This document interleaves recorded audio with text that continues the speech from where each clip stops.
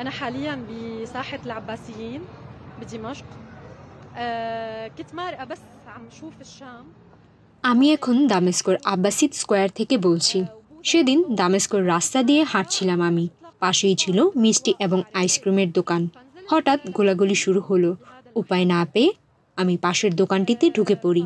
কিছুক্ষণ পরেই সেখানে অস্ত্র হাতে দুজন সামরিক ইউনিফর্ম পরা লোক আমার সামনে পড়ল। তাদের মধ্যে একজন আমাকে জিজ্ঞাসা করলো, তুমি কি খ্রিস্টান নাকি শিয়া? তোমার হিজাব কোথায়? মাথার ঢাকুনি কেন? আমি তার দিকে তাকিয়ে বললাম, আমি আপনার প্রশ্নের কোনো জবাব দেব না। আমি পাল্টা প্রশ্ন করলাম, তুমি বাইরে থেকে এসেছো তাই না? এটা আমাদের ভূমি। লোকটি কোনো উত্তর না দিয়েই সেখান থেকে সরে গেল। আমি জানি না এটি আমাদের ভূমি বলাটা আমার ঠিক হয়েছে কিনা, কারণ এটা আমাদের সবার ভূমি। আমি খুব আবেগপ্রবণ হয়ে পড়েছি।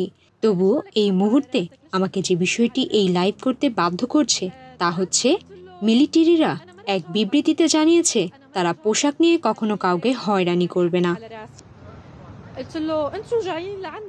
আমি সেদিন মিষ্টির দোকানের সামনে দিয়ে যাচ্ছিলাম, তখন দেখতে পাই দুজন সেনা দোকান থেকে মিষ্টি ছিনতাই করে খাচ্ছে। আমি সেখানে থামি। তখন তাদের মধ্যে একজন এমন প্রশ্ন করেন আমাকে।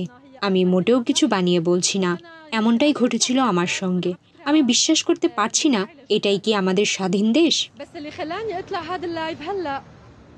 আমার বন্ধুরা, আপনারা যে স্বাধীনতার কথা বলেছেন, এটাই কি সে স্বাধীনতা? আমি বিশ্বাস করতে পারি না যে দামেস্কে আমার সঙ্গে এমন ঘটনা ঘটল।